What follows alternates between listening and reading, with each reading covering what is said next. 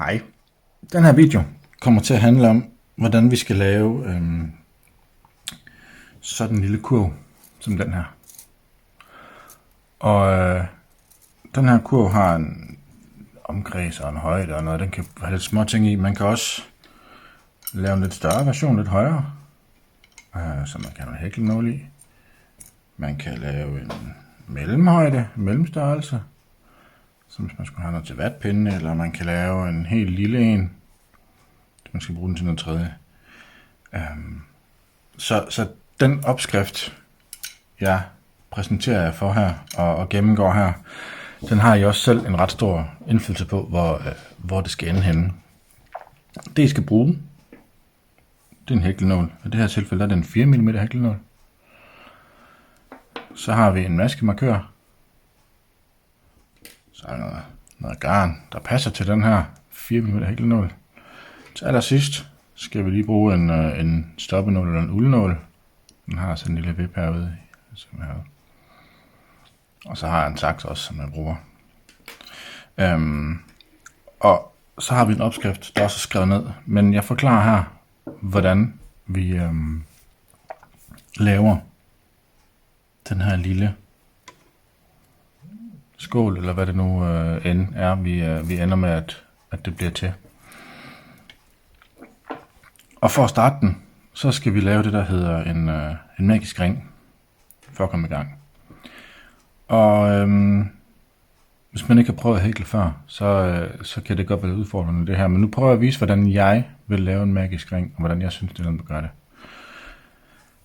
Jeg tager enden af mit garn her, og lægger det hen over min hånd.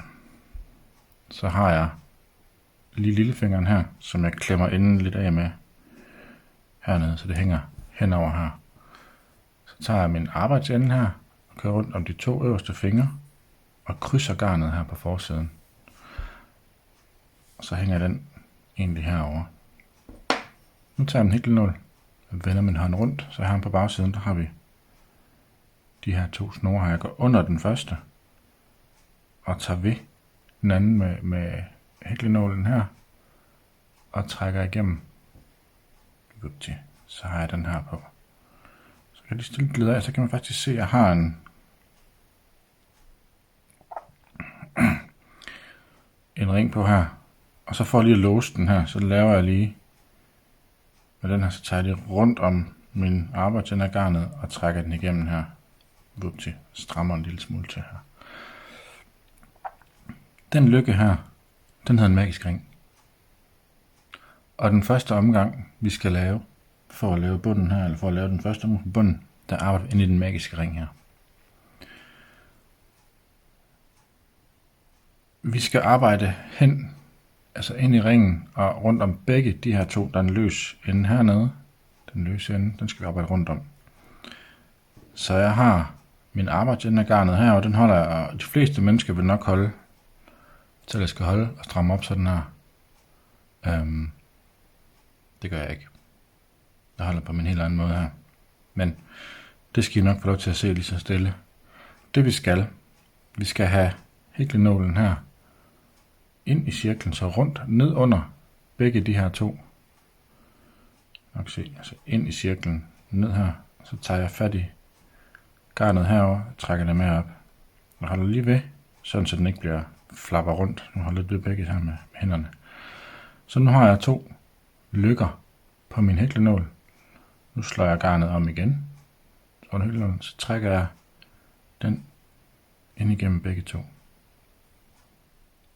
Nu har jeg faktisk lavet min første maske. Det er den hernede. Jeg tager lige nålen her. Så kan jeg lige pege. Se. Det er stille skarpt på det der. Så har vi ligesom den maske her. Og hvis jeg lige stikker nålen ind under.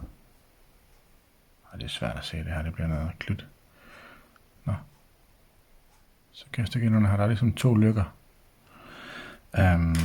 Og nu vælger jeg lige at tage min maskemarkør her og sætte ind under. Ind i masken her, så ind under de 2 lykker der. Det her, det betyder, at det er den første omgang, eller første maske på den her omgang. Det har jeg lige markeret nu. I den opskrift, vi laver her, der skal vi bruge 7 masker i den magiske ring. Så nu har jeg lavet en. Og nu skal vi til at tælle. Jeg gør det samme som før. Jeg tager hæklenålen ind i ringen under begge snore her, griber fat i garnet og tager det med op. Nu har jeg 2 lykker. Op på. Slår garnet om. Og trækker det ind igennem. Så nu har vi 2 masker. Og jeg prøver på at gøre det samme igen.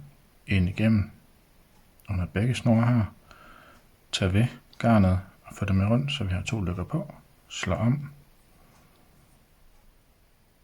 Og trækker ind igennem. 1, 2, 3. Gør det lidt hurtigere. 4. 5. Det kan måske lidt, altså jeg holder sådan lidt ved ringen, så den ikke glider alt for meget rundt og sådan. Og det, til at starte med, der kan det godt være lidt svært at føle lidt mærkeligt, men det skal nok lige så stille komme. Det er jo, hvis man ikke har prøvet det her før, så er det en læringsproces, og det er en rigtig sund for vores hjerne. Nå, hvad havde jeg her? Jeg havde 1, 2, 3, 4, 5. Så her ovenpå, og nu der kan man faktisk godt lige tælle dem, det er ret nemt. Så laver jeg en mere. Det var 6. Og jeg tager nummer 7 også. 7. Så tager jeg mit garnet til side her. Skal jeg lige prøve at vise jer her. Det her V her, det er en maske. 1, 2, 3. Den snor en lille bitte smule. Og det gør altså ikke noget. 4, 5, 6, 7. Det her med at tælle, det kan nogle gange være svært, når man hækler. Nu skal vi have lukket den magiske ring. Nu har vi taget vores 7 masker her. Og så skal vi have lukket vores magiske ring. Og det gør vi, det her er vores arbejdsgarn, det der sidder fast. Det lader vi lige ligge for et øjeblik. Og så har vi den lille bitte ende her, som vi startede med at lave. Den tager jeg ved nu, og så holder jeg ved heroppe også, hvor den sidste maske sidder fast, og så trækker jeg. Godt lige sørge for, at den ikke snor alt for meget rundt her, fordi når jeg trækker her, så spænder vi ind, og vi spænder ind, og vi spænder ind.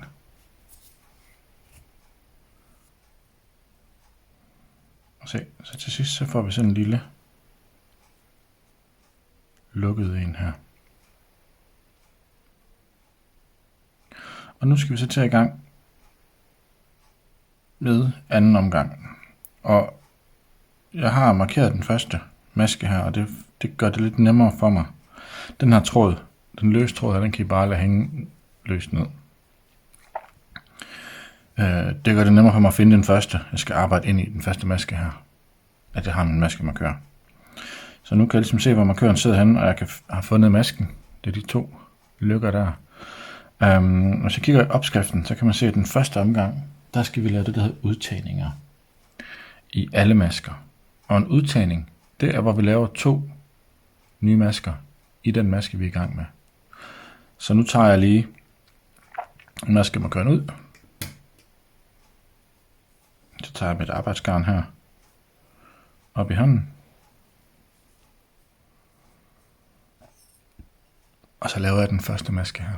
Og det gør jeg ved at tage min hæklenål og føre ind under begge lykker her. Så den kommer ligesom ind under begge lykker. Så tager jeg ved garnet, tager det ud, slår om her og tager igennem. Den maske jeg lavede her, det hedder en fast maske. Den kommer til at lave rigtig mange af. Og den første fast maske her, den markerer jeg lige igen. Nogle gange så er det den første, jeg markerer på en omgang, nogle gange så er det den sidste, det er lidt forskelligt. Lige nu, der passer det bedst, at det er den første, jeg markerer. Så nu ved jeg, at det er den første maske, det her. Og så var det, jeg sagde, det var udtagninger. Så hvis man lige hiver lidt stramt her, så kan jeg se, hvor jeg lavede den sidste maske her. Det var altså hernede, jeg gik ind igennem den samme. Så nu skal jeg igennem den samme maske hernede, slå om, tager garnet med igennem, slå om. Der er 2 lykker, tager igennem begge lykker. Så nu har jeg lavet 2 masker i den første maske. Det var det, der hed en udtagning. Og også sådan udtagninger skal vi altså lave i alle masker hele vejen rundt. Så på første omgang herinde i den maske, der var der 7. Så nu laver vi 2 masker i hver, så på næste omgang, der får vi 14. Så det var 2. Så finder jeg den næste maske her, jeg kan se. Det er de 2 her, der skal ind under. Så jeg stikker nålen igennem. Slår om. Tager garnet med under. Så har jeg 2 lykker. Slår om. Og tager igennem. Det var udtagning, så jeg går i det samme. Her, slår om. Og gør det der. Det var 2 udtagninger, så der var 4 masker. Og det fortsætter med rundt. Jeg lokaliserer lige mine masker her. 1 maske og 2 masker. Ja. Udtagning. Jeg lokaliserer næste. Og laver en udtagning. Det var en udtagning. Så nu kan jeg se, nu har jeg 1, 2, 3 masker tilbage, jeg skal lave udtagninger i.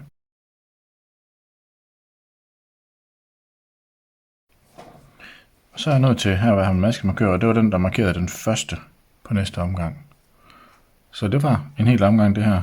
Og hvis man gerne vil tælle efter nu, så kan man lige tælle for at være sikker på, at der er 14 masker. Så det var omgang 2, der skulle være 14 masker. 1, 2, 3, 4, 5, 6, 7, 8, 9, 10, 11, 12, 13. Og så er den markeret der. Det var 14. Så der er altså 14 masker rundt nu. Så vi følger planen rigtig fint. Nu kommer jeg ind i her. Og hvis vi så kigger på opskriften,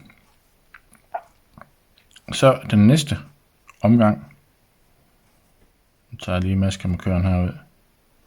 Nej, det venter jeg med. Den næste omgang, der skal vi have en fast maske i den første, og så skal vi lave en udtagning i den næste.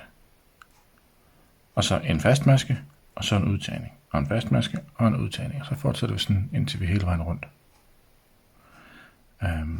Og det er faktisk det mønster, vi kommer til at fortsætte hele vejen. Ja. Nu tager jeg markøren ud.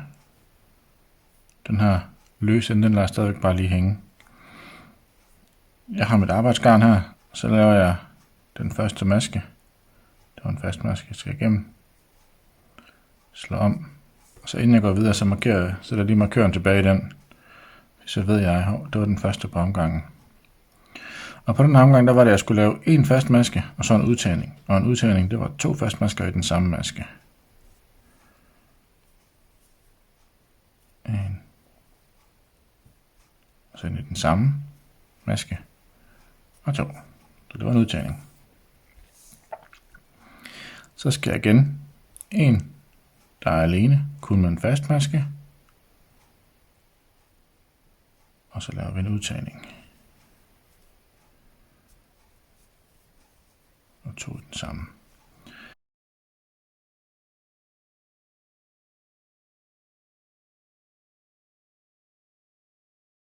Så er jeg rundt på den omgang. For nu er jeg tilbage her ved den første. Så det var omgang. Vi havde den magiske ring, så havde vi en omgang mere. Og så den sidste omgang herude. Og så var det, jeg sagde, at vi fortsætter i samme mønster. Og det, jeg mener med det er, at nu lavede vi en fastmaske og en udtagning. En fastmaske udtagning. Nu er omgangen blevet lidt længere, og for at kunne fortsætte samme mønster, så skal vi lave 2 fastmasker og en udtagning. Så jeg tager lige maskemarkøren ud. Laver en fastmaske. Og sætter min markør tilbage i den, så jeg ved, det er den første. Og så var det opskriften sagde en fastmaske og 2 fastmasker. Så der var 1, og det var 2. Og så skal vi lave en udtagning her.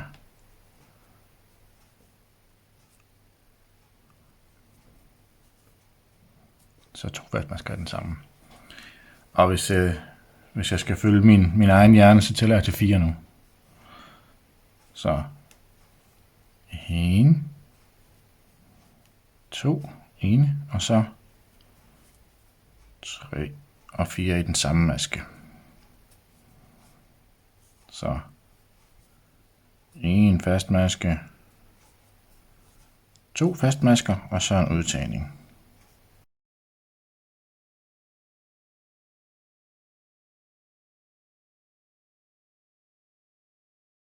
Og så en udtagning her til sidst. Så det var den omgang her. Lavet. Måske lægge mærke til, den får, nu er det ikke så slemt endnu, men det begynder lige stille at få kanterne, fordi vi tager ud de samme steder. Og lige med den her, der er det bevidst. Man kan godt flytte sin udtagning, hvis man gerne vil have den helt rundt. Men det er så ikke lige det, der er målet her. Der, hvor man kan begynde at lave et valg nu. Jeg tænker stadigvæk, at min ende skal være større, den her. Men det, der er smart ved det mønster her, den opskrift her, det er, at man kan egentlig blive ved med at lave udtagninger, så lang tid man gerne vil, til man får den størrelse, man gerne vil have. Det man gør, det er, at man hver eneste gang, så lægger man bare lige en enkelt fastmaske til, før sin udtagning. Så nu havde jeg på en og større omgang, altså der var 7 fastmasker herinde, ikke? I den magiske ring. Så havde jeg udtagninger i alle.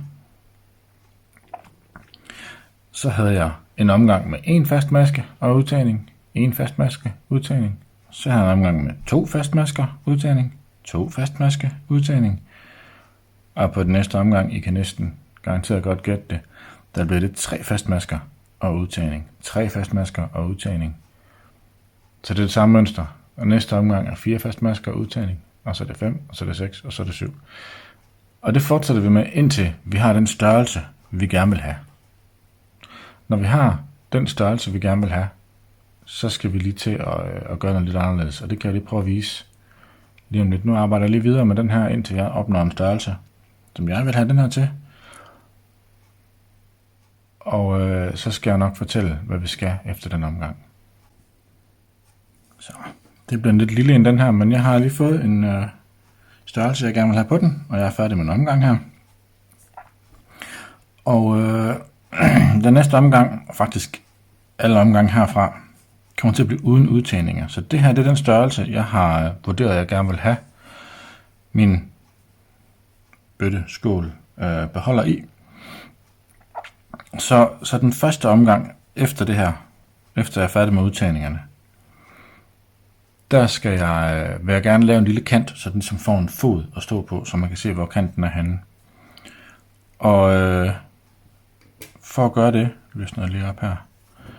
Så i stedet for, som vi har gjort hele vejen, der har vi arbejdet i begge maskeled her. Så tager jeg lige en omgang, hvor jeg kun arbejder i det bagerste, så det er den her om.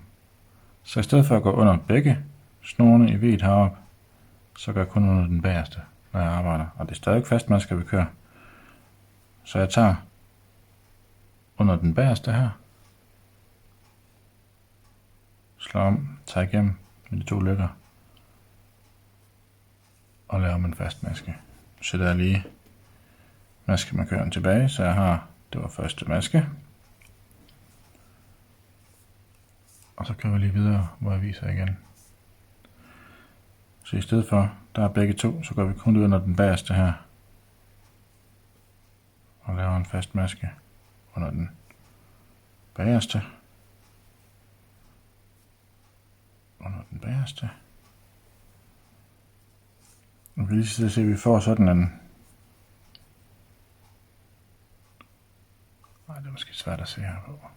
Der kommer sådan en lille række hernede af maskeled, som er med til at danne en bund, så vores kurv, eller hvad det nu bliver, kan stå lidt bedre af sig selv. Og jeg fortsætter bagerste maskeled hele omgangen rundt her. Det er kun i den her omgang, vi gør det.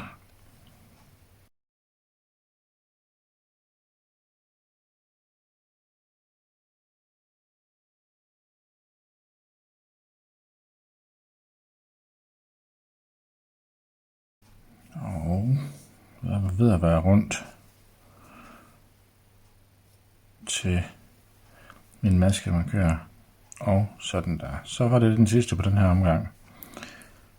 Den bliver en lille smule forskudt hernede, og det kan man godt undgå, men så skal man gøre arbejde på en lidt anden måde. Så det vælger jeg ikke lige at gøre her. I hvert fald ikke, når man skal lære at lave det til at starte med. Men herfra, der foregår alle omgange igennem begge maskeled. Tager lige den første på den næste omgang, sætter maskemarkøren tilbage i. Og så kører man ellers bare omgangen. Og herfra der skulle den gerne begynde at tage en form, som går ret meget lige opad. Inden jeg lige gør alt for meget i det her, så har vi lige et lille bitte hængeparti, og det er den snor herinde i midten. Den er på indersiden, den snor her. Så det er altså det, der hedder vrangsiden, det her, hvor retsiden, det er ydersiden. Den her snor her, for at den ikke kommer til at være alt for meget i vejen, så kan vi lige tage vores stoppenål, vores uldnål, og tråde den her. Jeg tager lige min hæklenål ud, så længe det bare ikke bliver hævet i den her løs her, så sker der ikke noget ved det. Så kan I bare se hernede. Der kommer den ligesom ud fra det lille under det maskeled her. Det vi skal nu, vi skal lige have hæftet den her, så den sidder fast gemt ind under nogle af de her maskeled, og ikke ligesom bliver travlet op. Den er rimelig stram, den travler ikke umiddelbart op, men det er fint nok lige at gå og få den fæstnet, så der er ligesom en lille bitte her. Den går vi hen over, og så under den næste. Hvis vi kan komme det. Det kan godt nogle gange være lidt svært at komme igennem nogle af de her maskeled. Det er den allermindste nål, jeg lige har her. Man kan sagtens få nål, der er mindre end den her, som gør arbejdet lidt nemmere med det her. Ja, det er faktisk lidt bøvlet der. Men alternativt, så kan man finde et andet sted, hvor det ligesom giver mening at komme under. Så vi kan gå under. Og den er ikke så samarbejdsvillig, den her.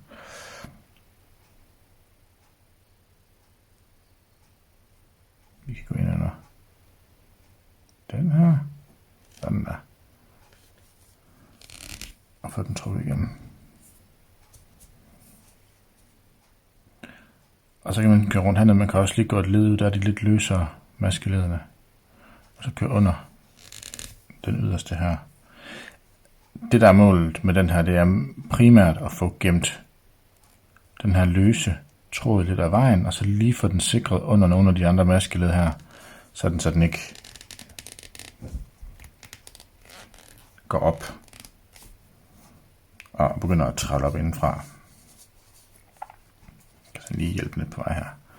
Så en 3-4 maskeled hen, så kan jeg gør jeg lige over en, så den ligesom bliver sikret, og så gør jeg under tilbage af igen. Og der kan man godt lige gå et par maskeled tilbage igen. Man kan også gå ind igen herinde, sådan der. Så er vi ved at være tilbage ved start. Så er det nogenlunde gennem begge. Man kan sagtens klare det bedre end det, jeg lige gjorde der. Det gik lige lidt hurtigt, det der. Men så klipper vi så den her ende herinde af. Upti. Og så har vi altså den her ende hernede lukket af. Nu skal vi tilbage herop til, så jeg finder lige ud af, jeg har min lykke heroppe, hvor jeg har taget hæklenål ud af, så jeg tager bare min hæklenål og sætter ind igen. Det er simpelthen så nemt med hækling. Også hvis man laver en fejl, så kan man bare lige tage nålen ud, trække lidt i snoren, og så træller man bare lige en maske op, og så kan man trælle lidt maske op, man har brug for. Men det vi gør nu her, det er, at vi hækler fastmasker ind igennem under begge maskeled her, og hele vejen rundt. Og det gør vi simpelthen, indtil vi har den højde, vi gerne vil have. Når vi så har nået den højde, så kan vi vælge at lave en kant, og det kommer jeg lige tilbage og viser, når jeg har nået højden på den her, som jeg gerne vil have.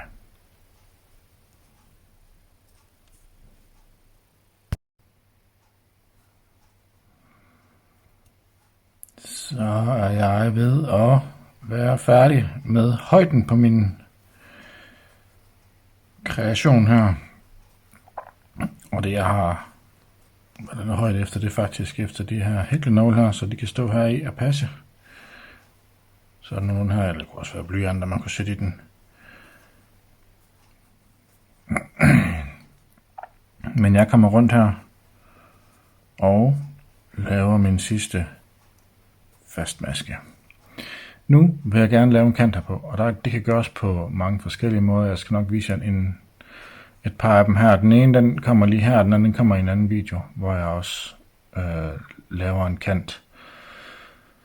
Den anden den laver man med det der hedder krabsemaske, men den her, der vil jeg gerne lave en meget simpel kant, for simpelthen bare lige at styrke toppen af skålen, eller kurven, den lille kurv her, så den bliver lidt, får en lille kant på, det bliver lidt hårdere i det. Så jeg tager min maskemarkør ud, og det jeg så gerne vil lave nu, faktisk så sætter jeg lige maskemarkøren over i den sidste maske her, for så ved jeg, hvornår jeg er rundt helt præcis, så det er nemmere lige at holde helt øje med. Jeg vil gerne lave en kant med det, der hedder kædemasker. Og en kædemaske, den minder rigtig meget om en fastmaske, den er bare lidt mindre. Så det jeg gør, det er, at jeg stikker igennem her, slår om og trækker igennem, som vi også gjorde før. Og så i stedet for at slå om nu, det gør jeg ikke. Jeg trækker bare igennem hele vejen. Og så kommer der en maske herover. Så ind i masken, som vi plejer, tag med ud og træk hele vejen igennem. Det kunne man ikke se der. Jeg prøver lige igen. Ind igennem, slå om, tag med rundt og tag med igennem.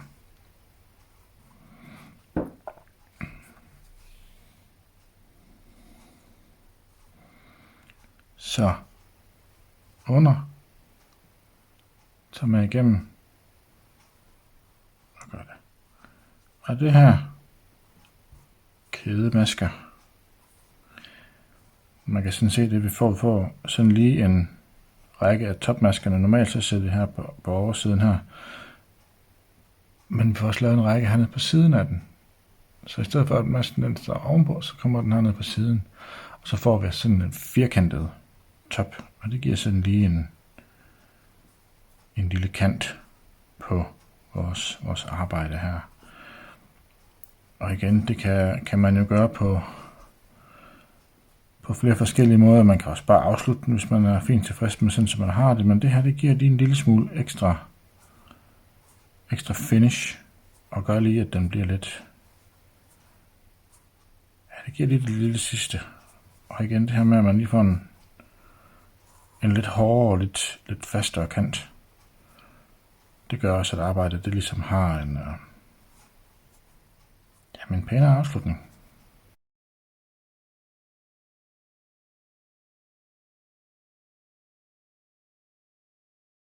Og nu har jeg så flyttet min maskemarkør, så den er i den sidste maske. Så nu ved jeg, at der hvor maskemarkøren sidder, det er altså den sidste maske. Så nu tager jeg maskemarkøren ud på min omgang.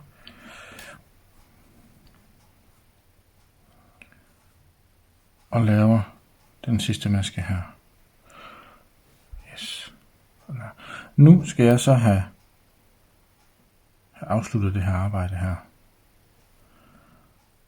Og vi får en lille bitte kant her, men for at gøre den kant lidt mindre synlig, trækker jeg lige lidt ud her, laver en lykke lidt stor. Og så den næste maske hernede, her på siden, den stikker jeg lige min nål ind, og det gør jeg altså fra bagsiden og så ind bagfra her. Så tager jeg lige lykken rundt om, holder den lidt stram, og trækker den med ind under her. Nu får vi sådan en lidt pænere afsluttet kant her. Så afslutningen bliver ikke helt så kantet, som den skulle have blevet. Så laver vi lige en luftmaske.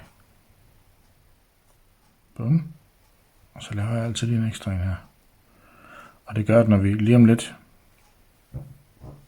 slutter helt af, så får vi bedre mulighed for at binde 2 knuder. Det holder lige en lille smule bedre. Jeg trækker lidt snor ud her, sådan en 10-15 cm eller sådan noget. Ups. Og klipper af. Og så trækker den her igennem, så jeg trækker altså lige snoren med igennem lykken her.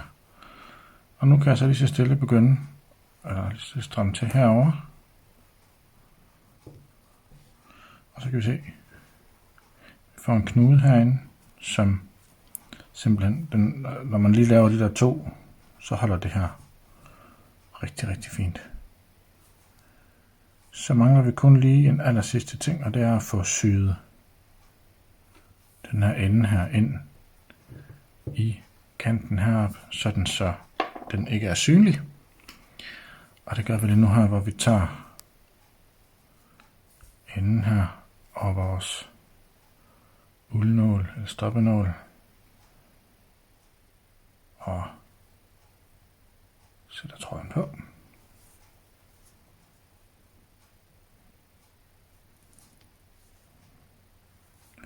Og så, jeg kan godt lide lige at herhen fra, så man sådan lige får den stukket ind under her første gang, sådan lidt, det kan godt lige være en lille smule svært at få den ind under her første gang, så strammer til her. Det der er mål for mig, det er at få den knude hernede, for den gemt lidt ind i arbejdet, så den ligger herinde i.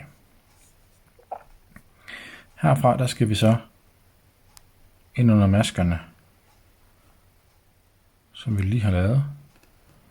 Så først fra den ene side. Og de her nåle her, man kan få dem i mange forskellige slags. Den her, den er en lille smule stor i det, så det kan være lidt svært det her. Men opad, og så fra den modsatte side.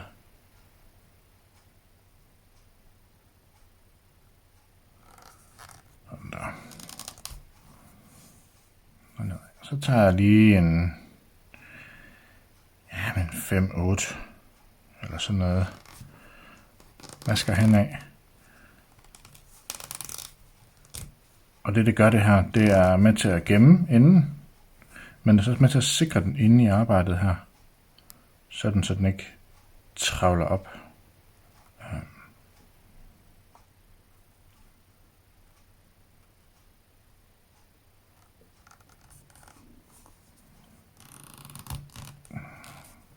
Sådan her. Og så når jeg nåede det stykke gammelt henad, de der 5, 7, 8 masker, så går jeg tilbage, og der tager jeg lige modsat side, så kommer ned her, kommer ned op fra før, så går jeg ned fra og op igennem den her maske her.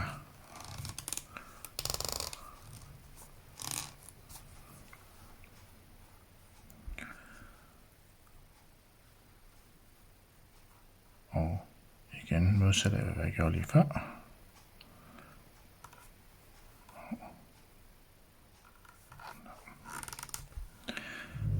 Og når vi gør det her modsat, så får vi ligesom låst